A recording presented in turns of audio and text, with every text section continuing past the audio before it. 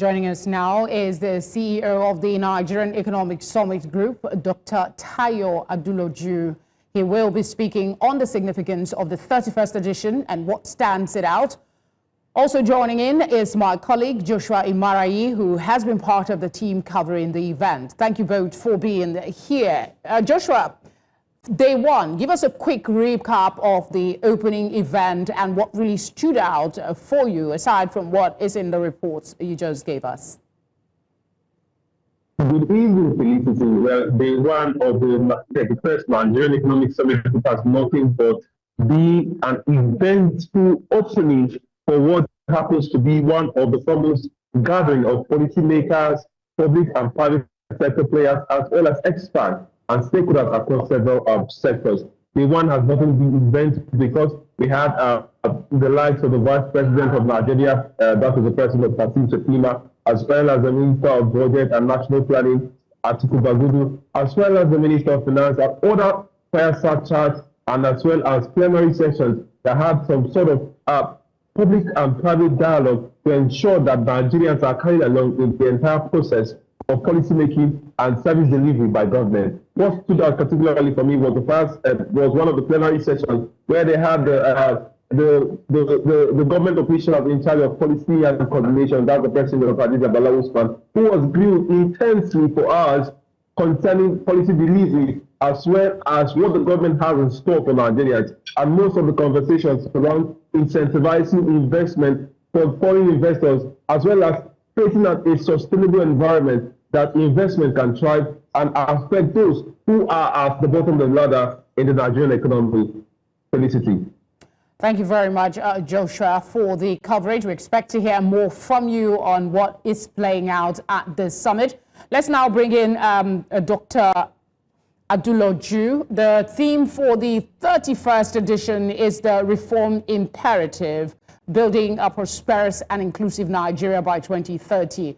How does this guide discussions? Well, as you know, the Nigerian Economic Summit themes are drawn from the evidence. They are built on looking at the economic scorecard for the country, and that defines the pillars of the summit, and finally the theme.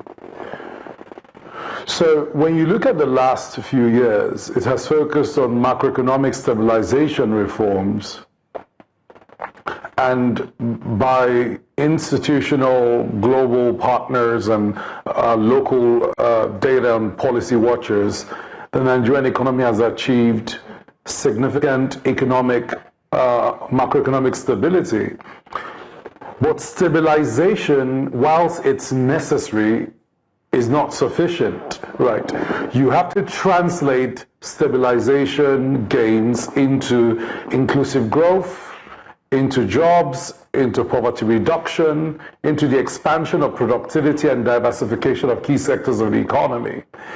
So that's where we have the reform imperative. It is the signaling of a different phase of economic consolidation, where the macro reforms must now be translated into meso reforms where markets are winning, micro reforms that you see in the performance balance sheets of businesses and households, nano reforms that you see in people's wallet. You know, when Nigerians say it doesn't matter what the macro is, if it doesn't change the price of fish in the market, right? So that's where it's called the reform imperative. If you know, kindly tell us, what specific initiatives will you be recommending for the federal government to implement to support its economic empowerment as we had the Vice President there reaffirm commitment to restore hope to the vulnerables in the country? So the summit is premised on 5 pillars: infrastructure, industrialization, investments, international trade, and of course inclusion, while solving for reducing insecurity. Now these pillars put together will be interrogated over the next 3 days. We just finished day 1, and it brings all the critical economic policymakers with with key experts from academia and industry to debate these recommendations. So I think it's too early to say what are the initiatives. The initiatives that have been debated and dialogued. Current initiatives have been interrogated for their impact and performance, and new ideas have been put on the table. So I promise if you ask me that question in 2 days, I will give you an answer in terms of what the consensus have been about. Okay. But at least for today's plenaries, the first plenary on trade, there's a big consensus that if you want to expand, if you want trade export diversification and expansion, you must have investments coming to drive trade capacity expansion, and that requires a very specific attention paid to investment climate. We heard from the Vice President, for example, a clear set of targets to eliminate poverty by 2030. Some of that will be debated tomorrow at the poverty plenary as to what strategies do you deploy to get there. Then we heard from the session on the digital, the smart digital transformation this evening, that to close the gap on digital transformation, we still have a long way to go to make cheap, affordable digital connections for all Nigeria available as part of ensuring that all Nigerians can leapfrog into the digital economy and the fourth industrial revolution. So already there's a lot of big challenges to industry and business of where we need to go. And I'm sure in 2 days when we speak towards the end of the summit, I promise there will be a set of initiatives that have reached some consensus we can discuss in particular.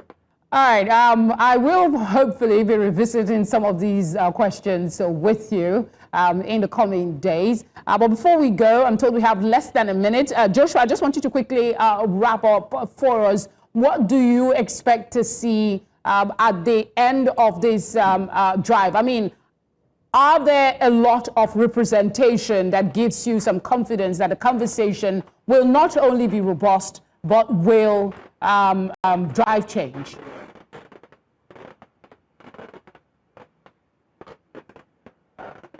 Joshua, the question is actually for you. Sorry? Okay.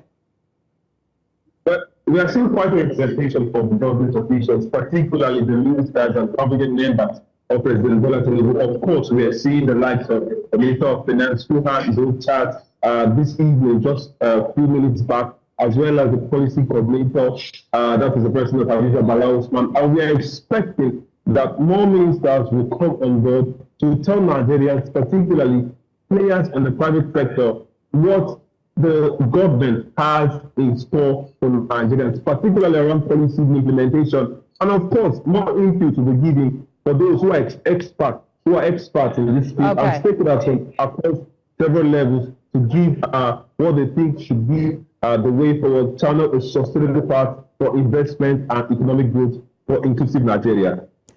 All right, Joshua, thank you very much. And Dr. Aduloju, thank you very much as well for being here tonight.